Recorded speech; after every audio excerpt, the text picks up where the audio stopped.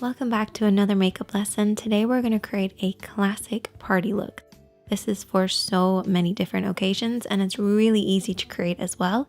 But before we get started, I wanted to let you know that this video is sponsored by Audible, a leading provider in premium audiobooks as well as podcasts, new shows, original series, and lots more. And you can start listening today with a 30-day Audible trial, and your first audiobook plus 2 Audible originals are free. Visit audible.com/themakeupchair or text the makeup chair to 500, which is really cool, but only works in the US. But check it out. I am currently listening to my girl Melanie Murphy's book, Fully Functioning Human Almost. I adore her as a person and she's a fellow Irish YouTuber, so I highly recommend listening to Melanie narrate her own book. It's brilliant, it's witty, it's full of honesty and just general loveliness that is Melanie Murphy. I'm new to Audible myself. I just started listening in the car, but I find when I listen when I'm doing my makeup, it really relaxes me, but it also inspires me at the same time. So give it a try. I have the link in the description box. Go to audible.com/themakeupchair or text the makeup chair to 500. Now with that said, and my audiobook playing in the background, let's get started. So as with every look that we create, we always want to start off with a clean base, and to do that you want to use a primer. So you can either mix your primer with your concealer or you can use a tinted primer. This one by Urban Decay, it's a classic. It's one of my absolute favorites. It's my kind of go-to. Basically all you want to do is just apply this all over the lid. It will create a blank canvas for us to work on, disguise any discoloration, while also helping our eyeshadows last longer because it gives them something to hold on to, which is a really important part. Now let's recap on parts of the eye because I always get asked about this.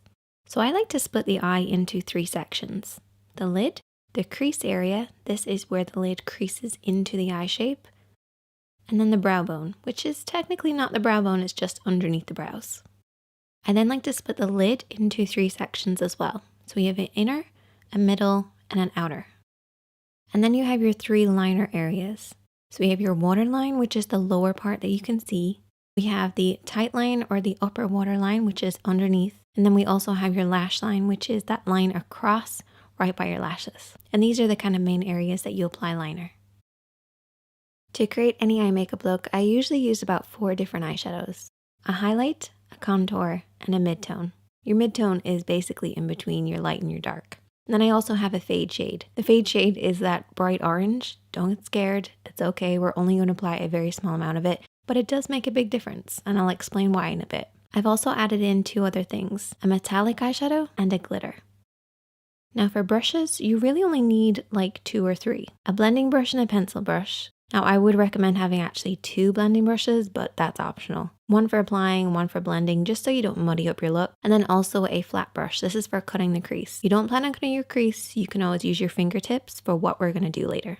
So there's all your tools. Now let's start applying.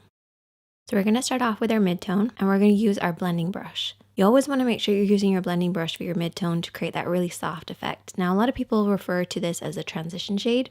Totally fine. I call it mid-tone because it's a middle tone, but it's totally up to you. You're going to blend this over and back and slowly build this up because your lid's going to be a little tacky. If you go in with too much eyeshadow to begin with, it's just going to grab hold of certain areas and not blend. You also want to hold your brush in the center of the handle and keep it at about eye level, so a little higher than normal, and sweep this over and back in the crease. Don't worry if you get a little bit of this on the lid because we will be cutting the crease. In fact, I actually kind of want you to get it onto the lid. And I also want you to get it on the outer third of the lid especially. This is going to work as a base for our contour. Once you slowly build this up, you should get a look that looks like this. Don't worry if it looks kind of muddy on the lid, that's totally fine. Just make sure that blend upwards towards the brow bone is nice and smooth. Your contour is next, and this should be at least 1 shade darker than your skin tone. You're going to apply this with the smaller of the brushes that we've been using, and I want you to tap this. So literally hold the brush right in the center to get maximum control and just tap this on that outer edge. So the outer third of the lid. Then what I want you to do is to create a cut crease line. So I want you to raise your eyebrow and I want you to look down in a mirror and tap this along the edge where we're going to cut the crease. So don't blend this up too far because we don't want to get this contour into the crease area. We want to keep it nice and low. Your mid-tone is always higher. So just apply this almost like you're attempting to hit the crease line. Then take your clean blending brush, Holding it right down the end of the brush, sweep this over and back just to soften out any harsh lines. So this is just going to basically deepen the crease and just apply a little bit more of a depth look, so when we cut the crease, it's going to look even sharper.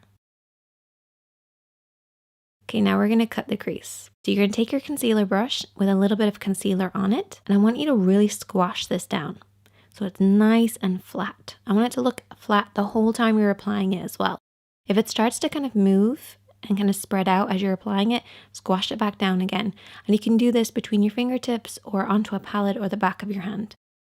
I also like to keep my mirror handy just so that I can really concentrate on what I'm doing. So just follow the natural shape or create the illusion of a shape of a lid. And you can rest your pinky on your cheek for support. And what I do is I barely touch the skin as I go around the edges and then pull it downwards across the lid. I like to raise my eyebrow because it kind of elongates your eye. If you find that your eyebrow doesn't support your lid shape, you can always use your finger on the outer edge to kind of create more of a tight effect. We're going to move on to now applying our highlighter using that same brush, and we're going to go over everything that we've already cut. So you're basically going to create kind of a sharper effect, a brighter effect, and your highlighter is going to go on much nicer. I'm also going to take this highlighter just underneath the brow bone as well, but I never like to have a really sharp brow bone. I like to then take my fingertip and just kind of wipe away the excess. So now we have a divide between that inner corner and the outer corner.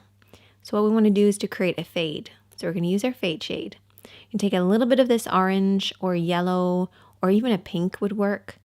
Take it on a blending brush and just apply this right where the two of them meet, and you can also blend this into the crease as well. At least that's my take on a fade shade. I don't think anybody else knows what it is, except for me and you guys. But it's awesome. So here's a look that you can basically complete at this stage, but let's just add to it to give it more of like a fun party look. We're going to apply that beautiful shimmering coppery shade with a damp brush. Going to intensify it a little bit more. We're going to apply it over everything that we've already applied, starting in the middle of the lid and then blending outwards and inwards. And basically this is going to go over everything that we've applied and create slightly different tones. We can also apply the glitter with that same brush just to add a little bit of fun. Next, I'm going to go in with liner. Don't panic. All we're going to do is just run along the lash line. Nothing fancy, nothing crazy. No wing. And if you haven't seen it already, I did an in-depth video on how to apply basic liner. I'm also going to apply lots and lots of mascara. Don't skip this step, it's really important. And if you're not a big fan of applying falsies, which I will be applying, you can always just layer lots of layers of mascara. Kind of does the same thing. And I also like to curl my lashes after everything dries out. It kind of creates the illusion that you're wearing falsies, but I will be applying them. Now that the falsies are on, we are ready to move on to the next step. So for the next step, I'm going to take an angled brush and a little bit of black eyeshadow and push this right underneath those lashes. And I've already applied lower lash mascara already, so we're basically just creating the illusion of a deeper effect. We're then going to take a little bit of that brown and just run this along the edge as well. This will create a softer effect so it's not just harsh black. And I also then take my pinky and I just kind of rub everything in. This just softens out any harsh lines. And you can also take that fade shade if you wanted and worked around the edge too. And there you go. That is the finished look. I hope that you guys will check this one out. Super easy, fun, and works on so many different people. You can even swap out that copper shade for silver or gold, use cool tones or warm tones, and just change it up for whatever way that you like. Hope that you guys enjoyed this one, and I will see you in the next one.